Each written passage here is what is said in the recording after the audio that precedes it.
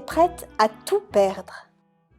T'est-il déjà arrivé de rester perplexe, indécise, décontenancée, face aux signes apparemment contradictoires que tu perçois dans ta relation avec l'autre sans arriver à les décrypter? Imaginons, par exemple, que vous ayez partagé un moment de totale unité intensément merveilleux, à la suite duquel il ne se manifeste pas vraiment de la façon à laquelle tu pourrais t'attendre. Alors tu laisses filer, soucieuse de le laisser libre de faire signe quand il en aura l'envie et le temps. Surtout, ne pas risquer de le déranger, le brusquer, l'étouffer, empiéter sur son espace, le faire fuir. Tu ravales tous tes élans spontanés de prendre de ses nouvelles, de lui faire part de chacune des pensées qui te traversent, de l'inviter à créer de nouveaux instants ensemble. Tu choisis de te retenir et de rester en apnée, suspendu dans l'attente de ce qu'il va exprimer ou non. Tu essayes de lâcher prise. Après tout, ce n'est qu'une relation. Pourquoi la rendre aussi significative? Seulement tu ne peux pas t'empêcher de passer, et repasser, et re-repasser le souvenir de ce fameux moment magique à la recherche d'indices, de petits couacs, de micro-mouvements de recul, de distance, de froid que tu aurais zappé. Non, vraiment, tu ne vois rien.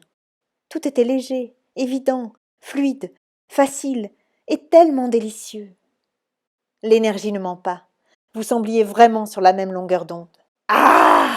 Tu aimerais tellement comprendre le pourquoi du comment de son silence, t'immiscer dans sa tête pour voir ce qu'il s'y trame, et trouver la clé pour accéder enfin à plus de clarté. Mais pourquoi le fonctionnement de l'autre est-il si opaque et mystérieux, à plus forte raison s'il s'agit d'un être du sexe opposé? Alors tu émets 10 000 hypothèses, tu projettes, tu imagines, avant de te sermonner d'arrêter ce petit jeu infructueux tout de suite. Stop! Aucune supposition. Dixit les 4 accords Toltec. Basta tout ce suspense.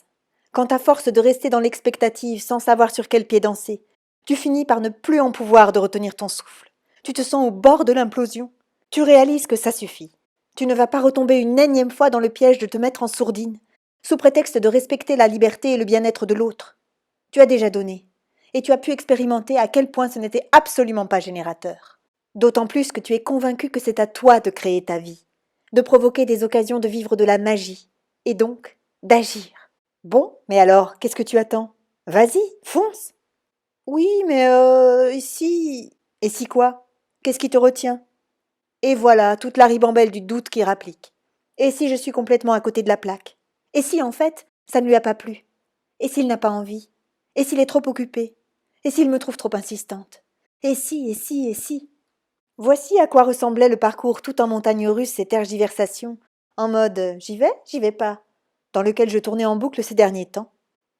Jusqu'à ce que surgisse cette petite question super puissante. Et si tu étais prête à tout perdre? Ben oui, au pire. Qu'est-ce qu'il peut se passer? Qu'il ne réponde pas? Qu'il rejette tes propositions? Que vous ne vous revoyez plus jamais? Et alors? Est-ce que ce serait si terrible? En fait, non, pas du tout. Ça me laisserait peut-être juste un petit peu sur ma faim par rapport au merveilleux potentiel de possibilités infinies que j'avais perçu comme étant disponible au travers du cadeau de cette relation. Mais pour le savourer pleinement, cela implique que l'autre soit prêt à recevoir aussi le cadeau. Alors oui, je suis prête à tout perdre. D'ailleurs, je n'ai rien à perdre. La seule véritable perte serait de m'amputer d'une partie de moi en croyant au mensonge que ce serait un compromis nécessaire au bon fonctionnement de la relation. Donc, me voilà lancée à baisser mes barrières pour oser exprimer clairement mon envie d'en savoir plus sur nos perspectives de retrouvailles. Et le magnifique cadeau reçu en retour a été que cela lui a permis, à son tour, de m'offrir de me dévoiler, en toute vulnérabilité, l'intégralité de sa réalité du moment. Ouf! Quel bonheur d'avoir été entendue et reçue dans ma demande! Et quel soulagement de mettre un terme à toutes mes élucubrations en ayant la validation qu'au-delà du millimélo des apparences contradictoires, mes perceptions étaient justes. L'énergie ne ment pas, et nous en savons beaucoup plus que ce que nous croyons, même lorsque nous n'avons pas la clarté immédiate pour tout décrypter. De ton côté, y a-t-il quelque chose ou quelqu'un que tu n'es pas prête à perdre, qui t'empêche d'être totalement toi? Serais-tu assez audacieuse pour expérimenter ce que cette petite question super puissante pourrait créer dans ta vie? Et si j'étais prête à tout perdre? Si vous avez apprécié cette vidéo, Merci de liker, commenter, partager et diffuser tout autour de vous. D'autres épisodes sont disponibles sur cette chaîne YouTube.